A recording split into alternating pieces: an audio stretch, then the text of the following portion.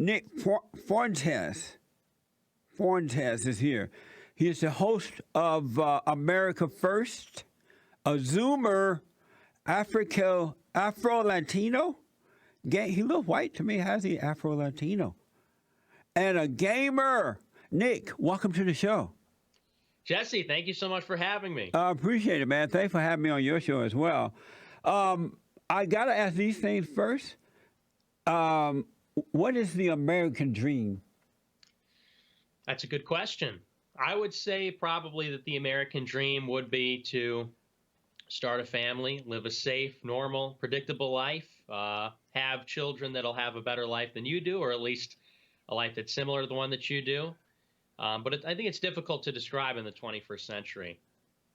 But to you, that's the American dream. Yes, that's my American dream, at least. Sound like Joel. He black. So, Nick, are you a Zoomer? Yes, I'm Generation Z. How old are you? I'm 21. Amazing. And are you an Afro Latino? That's correct. What's an Afro Latino? You look white to me. Yeah, well, I get that a lot, actually. I'm 2% African and I'm 25% Mexican. So I go by Afro Latino. It helps me to not get banned from social media. That's amazing. And you are a gamer. That's right. And what is a gamer? Somebody that plays video games. You play video all day and night? Not all day and night, but I do play occasionally. Amazing. Beta! Beta male. And so you still live at home with your parents? That's correct. Beta male. Brutal. You're killing me today. Why are you still home with your parents? Saving up my money. To do what? To buy a house. I don't want to rent. You can't do that on your own? Do what on my own? Buy a house? Yeah, rent a nice little cheap place and work hard, work 2 jobs, and work your way up like a real man does.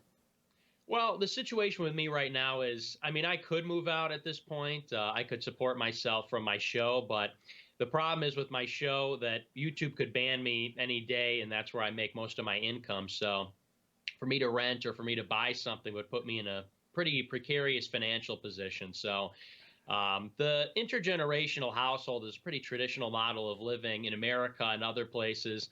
So I'm building up my wealth. I could rent and throw away like $1,000 every month, but I think it's more prudent to save it at this point. So you live with both parents, your father and mother together? Correct. Amazing.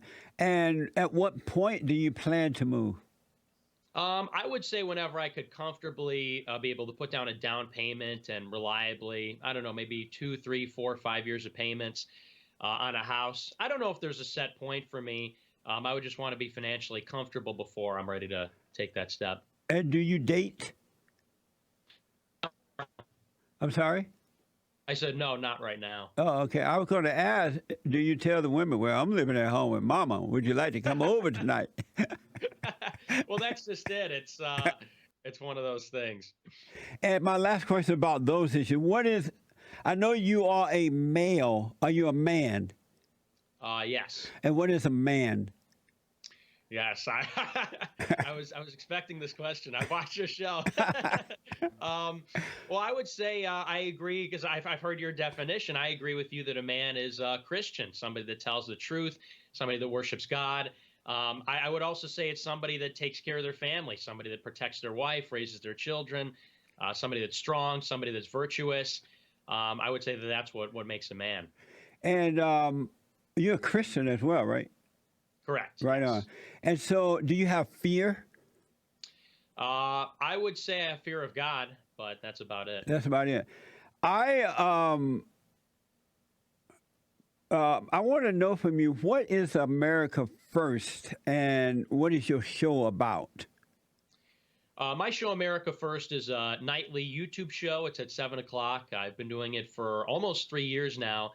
And the main theme of the show, the message of the show, is that we have to put America first again. It's a show that's pro-Christian, it's pro-family, it's pro-American nationalism.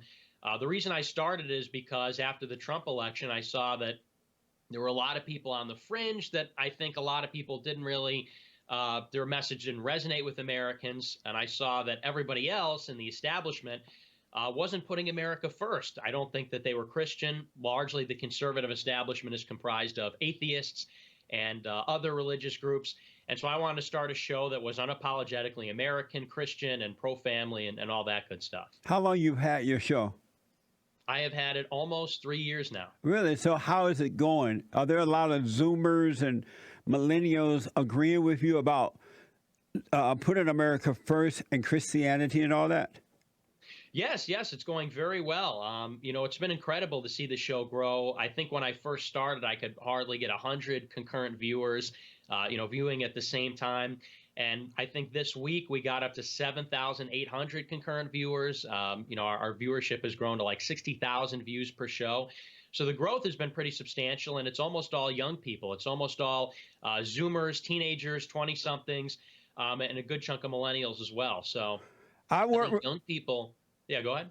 No, finish your point. Okay, I was just going to say briefly, I think a lot of young people are coming around to Christianity and nationalism. That's good. I noticed that I work with a lot of young millennials and Zoomers around the world, and I noticed that they're very talented. They know how to get things done. They're creative. They know the computer. They know. But the other half is missing, right? Like morality, a belief in God. What happened to them that the other half is missing? They seem to be more into the intellect than they are into logic and common sense. What happened? That's a good question. I think it has to do with the boomer generation, Generation X. I think religiosity really fell away in the last 50 to 60 years. And you just have to look no further than the parents that raised the Zoomers or the millennials. Yeah. And I think, the people that were born in the 40s, 50s, and 60s, boomers and Generation X, I think that they lost God because of hedonism, sexually with drugs. And also, I think the culture isn't promoting it at all. The media, the government, I think they're decidedly anti-Christian. So I think you're right about that. Factors. Right. It's all those factors that have conspired to take God out of our lives. I really want to ask this because I was thinking about this the other day. I know that a lot of Zoomers and millennials are into the intellect, right? They don't seem to recognize right and wrong. I don't know if you're aware of this or not, but I was watching Tucker Carlson one day, and there was this black guy on there. He black by the name of Bob Smith, I think. Rob Smith. And Tucker was talking to Rob about conservative issues, more Democrat versus Republican or something like that. And Rob was talking about conservative issues. He sounded like a conservative guy. But then he later screamed out he was a homosexual and that he had a husband. A husband? I'm like, what? I had never heard of a black man all my years on earth. I had never heard of a black man saying out loud, especially in the public, that he had a husband. And he claimed to be a Christian. I'm like, no, you can't be a conservative and a Christian and be a homosexual with a husband. Believe me. But I noticed that a lot of millennials seem to see homosexuality and lesbianism as a norm instead of an abnorm. Is that true? Am I seeing this right? Yes, that's exactly right. It's and it's really unfortunate that we're seeing that from conservatives. We expect the promotion of homosexuality from the left, and we accept the promotion of abnormalities and deviancy from the other side. But it seems like in the last 5 years, especially, even unfortunately, I think, in the GOP, they've been promoting this kind of stuff. Yes. I agree with you 100%. There's nothing Christian about sodomy. There's nothing Christian about a man having a husband. And these are people that are on Fox News. These are people that are being dragged around by Charlie Kirk. And millennials and Generation Z hear this, and they think that there's something conservative about that. It's one of the saddest things I've ever seen. But even to add to that, in reality, just like reality, there's no such thing as two men being a husband and two women, lesbians being wives. It's just not even logical. It blows your mind to even try to think of that in a logical way. So So millennials, not all, but most millennials and Zs, they think that that's normal because they've been taught that way growing up, or what? Yeah, that's exactly right. With my generation in particular, I was born in 1998, and my formative years were probably the late 2000s, early 2010s. And as I grew up, I think really our generation saw this cultural war because I would say that probably for the first half of my life, homosexuality was largely disapproved of. Gay marriage was not legal. Generally, people still were sane about this issue. The consensus was that this was abnormal and all the rest. But as I came up, I would say in like grade school and middle school and ultimately in high school, you saw that the culture began to shift. And this happened on television. This happened in politics. Barack Obama and the Supreme Court allowed gay marriage to get passed. And so I think it was one of these formative like political events for my generation, the gay acceptance thing. I think that really influenced a lot of people. I think, in a way, a lot of people are almost pressured into accepting it because, the media portrayed anybody that opposed homosexual acceptance as, some kind of bigot or intolerant or a fanatical religious person or something like that. And so I think with my generation in particular, was one of these culturally dominant forces. And now I would say you're right. Probably the vast majority of Generation Z and millennials think that this is something that's okay, or they're just simply afraid to oppose it. But we're going to try and make it cool to oppose it again. You went to college. You graduated from college, right? I did not. I dropped out of college. Oh, good for you, man. How did you have sense enough to drop out? Well, thanks. First of all, yeah, my mom didn't feel the same way that you did when I dropped out.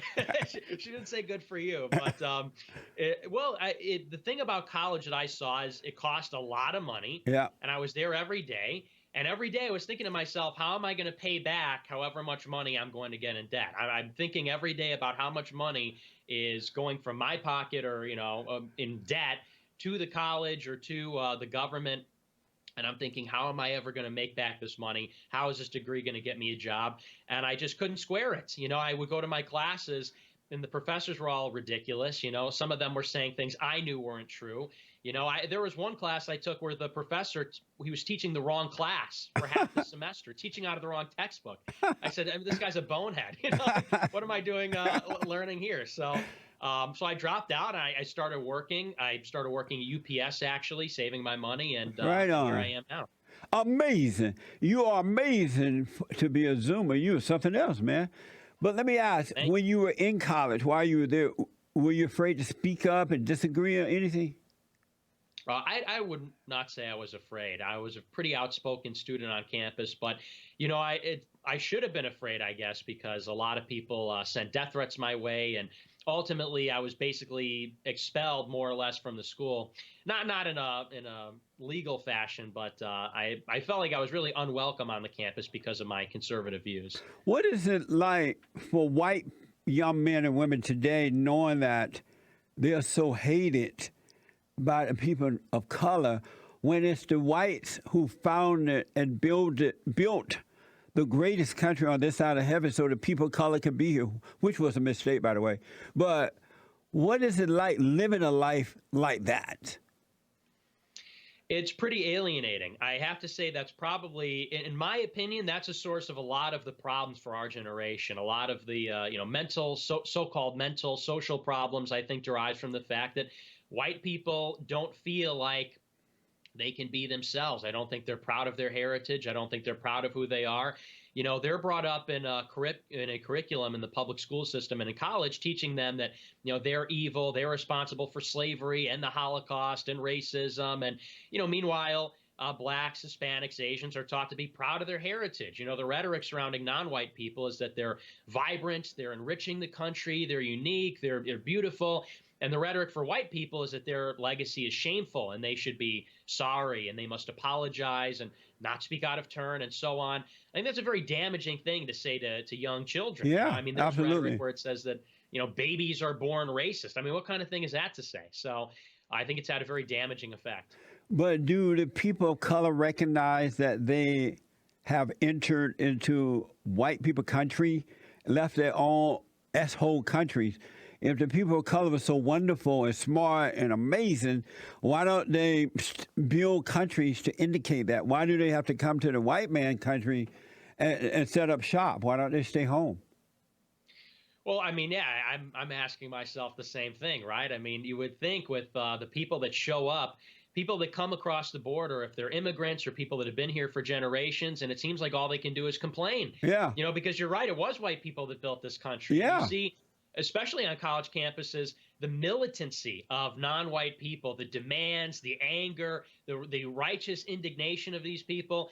And you're exactly right. If there was something that was so, they talk about, black excellence or, excellence for minorities. If that was so excellent, exactly right. Why don't they go to Mexico, or why don't they go to Nigeria or China Yeah. or whatever? Make their own Mommy country great. Africa. They can always go to Mommy Africa.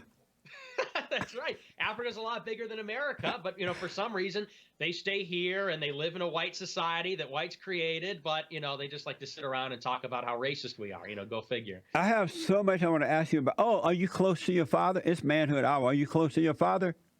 I am. I'm very close to my father. What do you think of the fact that older white men have not spoken up and now the younger white men and women are suffering for it? Well, I think it shows an abdication of responsibility. I've been saying this for a long time. On my show, I attack the boomer generation because the boomers, the older white men, were not good stewards of their civilization. Yeah. When they saw Christianity going away, when they saw their country going down the tubes, they didn't stand up and put a stop to it or defend the family. They were out at rock and roll concerts, or smoking pot or, doing these kinds of things. They were concerned with themselves, with their money, with things like that. And so I think it's just a total lack of responsibility. And now, unfortunately, young people like me have to rise up, and we have to try and fight for what's right. How much do you know about this organization called Turning Point? I know I saw the owner of the founder of the organization saying that he was a Christian, he know the Bible and all that. I want to know from you, what is Turning Point about? And if the owner is a Christian who knows, Charlie Kirk, that's his name? Charlie Kirk is his name, I'm told. If he's a Christian, why is he promoting homosexuality and lesbian and all that crap? Yeah, so Turning Point USA is an organization started by Charlie Kirk. And, it's actually kind of interesting. If you look into the legal structure of Turning Point, you could probably